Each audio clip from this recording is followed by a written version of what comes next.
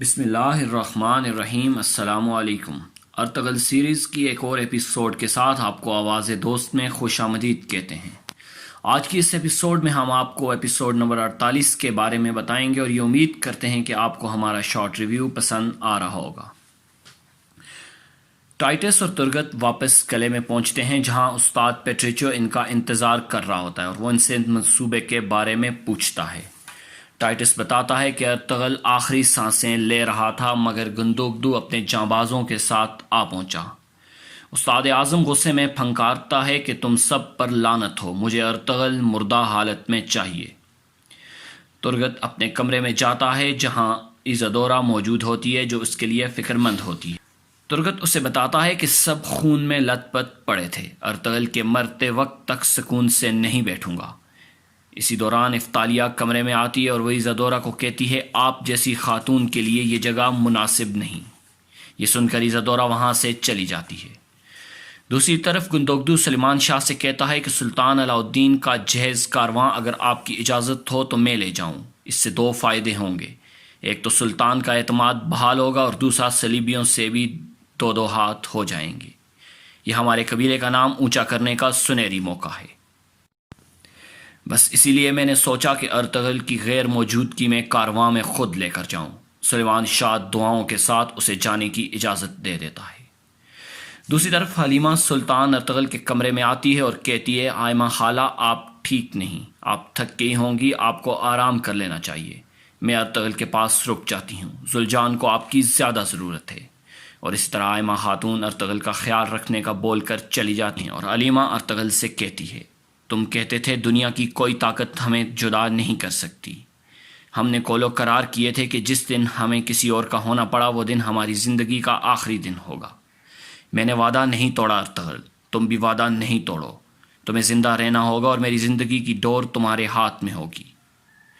گوکچی پیچھے کھڑی یہ سب باتیں سن رہی ہوتی ہے اور روتے ہوئے دروازے سے نکل جاتی ہے۔ ادھر کردوغلو استاد اعظم سے ملنے پہنچ جاتا ہے اور کہتا ہے کہ شامی شہزادی کے نکاح والی بات مجھ سے چھپائی جا رہی۔ استاد اعظم بتاتا ہے کہ جہیز کارواں جب کونیا سے چلا نہیں تھا تو ہمیں خبر تھی، یہ شادی ہمارے اور تمہارے دونوں کے منصوبوں کو ناکام بنا دے گی۔ یہ کارواں کسی صورت ملکہ تک نہیں پہنچنا چاہیے، مگر تمہارے قبیلے کی مدد نے ہمیں بے بس کر رکھا ہے۔ کردوغلو بتاتا ہے کہ ارطغرل زندگی اور موت کی کشمکش میں ہے، اس لیے وہ یہ کارواں لے کر نہیں جا سکتا۔ استاد اعظم اسے کہتا ہے ارطغرل جس حالت میں ہے اس سے اچھا موقع سلیمان شاہ کا تخت الٹنے کا ہمیں نہیں مل سکتا۔ کردوغلو اسے کہتا ہے کہ میں تم سے بھی بے صبرا ہوں، دن بدن معاملات خراب ہوتے جا رہے ہیں اور کسی بھی وقت یہ بھید کھل جائے گا کہ میں تمہارا ساتھی ہوں۔ استاد اعظم کردوغلو سے کہتا ہے کہ مجھے چھوٹا شہزادہ اور ابن العربی دونوں چاہیے۔ کردوغلو بتاتا ہے کہ ابن العربی کل روانہ ہو رہے ہیں اور وہ دن دور نہیں جب شہزادہ بھی خود چل کر تمہارے پاس آئے گا۔ دوسری طرف گندوگدو سلجان خاتون آپس میں باتیں کر رہے ہیں۔ سلجان کہتی ہے کہ مجھے بھی کچھ مت بتاؤ، دیواروں کے بھی کان ہوتے ہیں، میں نہیں چاہتی کہ کوئی سن لے۔ اور وہ اسے کہتی ہے کہ جب تم سردار بنو گے تو کردوغلو تمہارا سب سے قریبی ساتھی ہوگا، تم کوئی کھیل کھیل کر یقین کر لو کہ وہ وفادار ہے یا نہیں۔ گندوگدو کہتا ہے کہ جس کام سے جا رہا ہوں یہ خبر کردوغلو کو لازمی بتاؤں گا، اگر اس نے راز رکھا تو مطلب وہ وفادار ہے، مگر یہ خبر صلیبیوں تک پہنچی تو اس کا مطلب وہی غدار ہے۔ دوسری طرف ایزادورا اپنے بابا کے پاس جاتی اور اسے بتاتی ہے کہ ہم تمہیں جلدی یہاں سے نکال لیں گے، اور وہ اسے خبردار کرتا ہے اور کہتا ہے کہ آئندہ یہاں آنے سے محتاط رہو۔ ایزادورا اپنے بابا کو بتاتی ہے کہ وہ بہت جلد کائی قبیلے کی مدد سے اسے یہاں سے نکال لے گی۔ ایزادورا ماریو سے پاس جاتی اور اسے کہتی ہے کہ مجھے یہاں سے نکالو۔ ماریو سے کہتا ہے کہ اگر تم ایک بار یہاں سے چلی گئی تو واپس نہیں آ سکو گی۔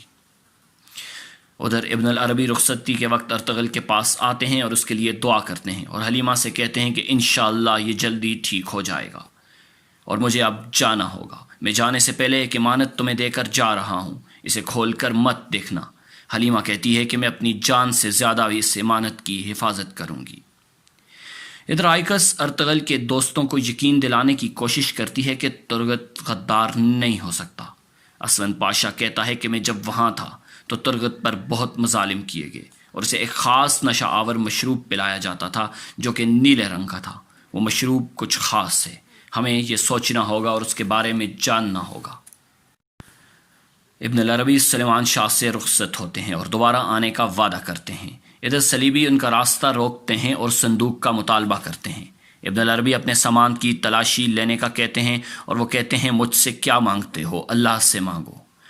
کلاڈیس یہ سب سن رہا ہوتا ہے، پیچھے چھپا دیکھ رہا ہوتا ہے اور کہتا ہے کہ انہیں تنگ نہ کرو۔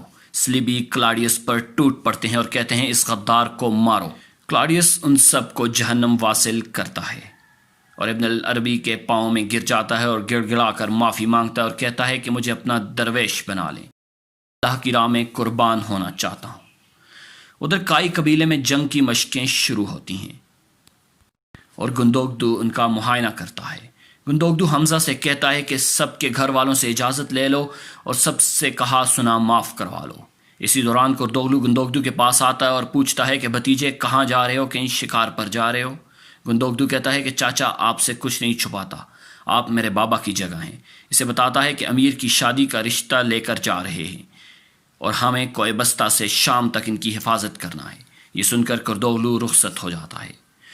گندوگدو ساتھیوں سے کہتا ہے تم جاؤ اور کوئے بستہ پر گھات لگا کر بیٹھ جاؤ، اگر کردوغلو یا اس کے ساتھیوں سے کوئی نظر آئے تو وہیں ان کا کام تمام کر دینا۔ ٹائٹس استاد اعظم سے گلہ کرتا ہے کہ آپ نے ابن العربی کو مارنے کو مجھے کیوں نہیں بھیجا۔ وہ اسے بتاتا ہے کہ تمہارے ذمے ایک بہت بڑا کام ہے۔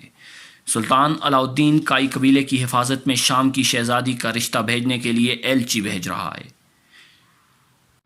اور تمہاری ذمہ داری یہ ہے کہ نہ ہی ایلچی رہے اور نہ کارواں، کوئی زندہ نہیں بچنا چاہیے۔